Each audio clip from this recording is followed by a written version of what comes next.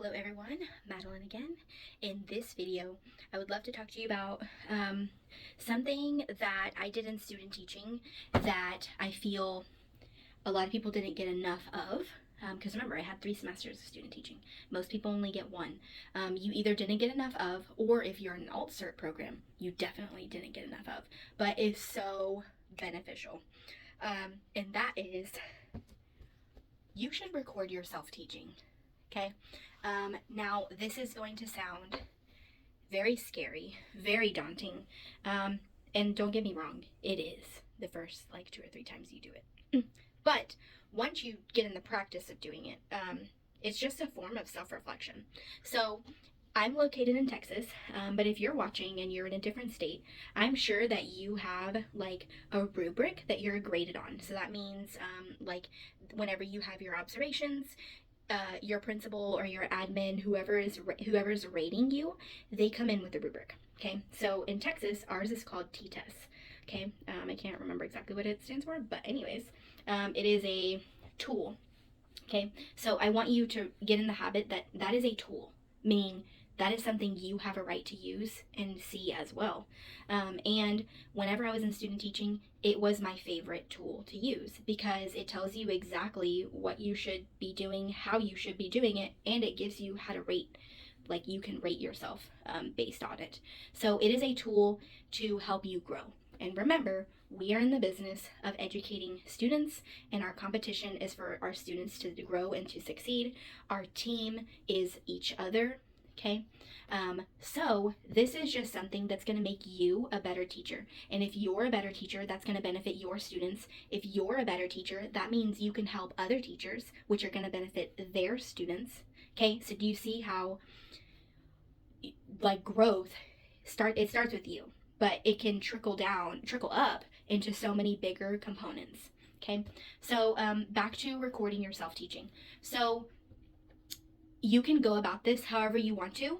I am actually going to start doing this again this year just because I'm just weird and I like to grade myself. But not everybody's like that. It's fine. But there's huge benefits to grading yourself. That way you can actually, because you can't lie. I mean, you can't argue with reality. Okay? So recording yourself gives you a picture of your reality. Okay, so the biggest thing that we usually find in when we record videos or have recorded like videos of other teachers is a lot of teachers think that their classroom management, remember that means routines, procedures, and behavior, is like on point. And then if they record themselves, that's where you kind of realize like it's not. And that's because they're able to see all the things that they didn't notice that was happening. Okay, but that's okay because that's their time to fix it. Like, okay, I see now what's happening. Now I'm going to fix it because now I know exactly what to look for. So again, it's a tool to help you grow, which in the end will help your students grow. So to record yourself, you can do this whichever way you want. What I'm going to do is just because parents have their rights to have their students recorded or not, I'm probably going to let my parents know ahead of time that, hey, I am a teacher who wants to grow myself. And I'm just going to let you know that I will be recording myself teaching lessons. Your students may or may not be in the video. Are you okay? And I'm going to use it for, I will use the video for like my learning purposes only. So just being transparent with your students' parents and just saying like, hey, just so you know, I'm going to be recording. Are you fine with that? Yes or no? Most of the time, if parents know that you're using it for yourself and you're not going to be posting like all the time on social media, which some parents might be fine with that too, but that you're using it for your learning purposes, 99% of the time they're going to say, sure, no problem. But that way you already kind of have, they know, and they're not going to be blindsided by it in case a student comes home and says, yeah, my teacher is recording me. Then that's just going to open a whole can of worms. So that's one way you can go about doing it. Another way you can do it is you can not record your students at all, and maybe just have your phone or whatever you're going to use just recording you. But I feel like that's harder to do, just because you kind of do want to be able to see what are my students doing that I'm not catching. But that is a way you could do it. And then a third way you could do it, the way that I did it in student teaching, was I had this thing called a swivel. Now, this will cost money, but if you want to use it I mean, it's not a bad investment, especially if it's going to help you grow and if you're going to be using it all the time. So it's up to you, but it is called a swivel. And I'm sure there's other things too. This is just the thing that I loved it. I'm sure it's just a quick Google switch will show you. But it follows you. You hook it to, you can hook it to your phone. I have an Android. I could hook it to my Android. And it's basically a little alien looking thing, really. It's like a little circle, and you put your phone there, and you also wear a like lanyard. That's your voice. That way it picks up on your voice. That way no matter where you're moving around the room, it will follow you and it will pick up everything you're saying because you'll wear the little necklace here. Okay, and then the swivel follows you. So if I'm going this way, my phone, it's going to follow the necklace. That's what it's looking for. So it's going to follow wherever the necklace is. That's another reason why you want to wear it. And it will turn like 360 degrees.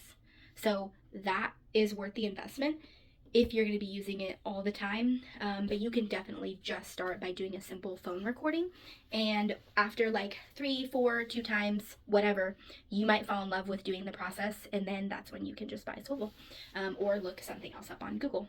But the whole point is back to the tool. Okay, so when you record yourself, what you want to do is you don't just want to be looking for any mistakes that you made. You want to be looking for the things you did well too, because those you want to keep up. Okay, and the best way to do that is to use a rubric. Okay, so in Texas, like I said, we have a T-test rubric, and it basically tells you like from a 1 to a 5 where you fall. And so you could look at the video and rate yourself based off of those things that make a good teacher. Okay, in Texas, a 3, which is right down the middle, that means you're proficient. That's a rock solid teacher. And so you kind of want to start in the 3 and either go down or up. So you want to see if you meet the 3 criteria. And there's different descriptors that you can look at and see if you're meeting those. But I will say it has to be, you can't just do the little descriptor like once. It has to be evident like throughout the video.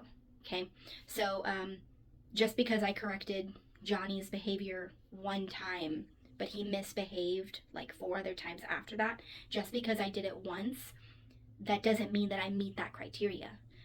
I would, if he did it 5 times total and I caught him 4 out of the 5, that would be meeting the criteria. Okay, so I can always help if you need to understand how to grade it. But this is a great tool for you to use because it is the exact tool that you will be graded on whenever your admin comes and grades you. So that is something I highly recommend. It is something that I will be doing in this upcoming school year. If you have any questions about it, feel free to let me know. And let me know about your experiences about it too. I look forward to seeing what your thoughts are or your experience about recording yourself. So have fun recording.